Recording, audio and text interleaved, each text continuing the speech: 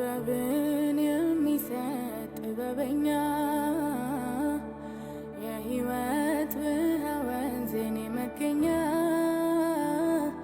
እግዚአብሔር እርሱ የኔ ነው። ኧረ ማን ነው ከኔ የሚለየው?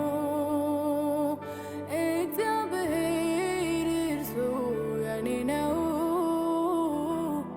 ኧረ ማን ነው ከኔ የሚለየው?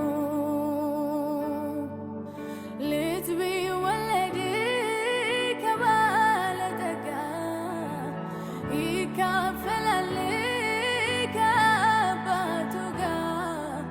ሀብቱ ሁሉም ቅርጹ የእሱ ነው፣ ግን የሚያልፍ ጊዜያዊ ነው።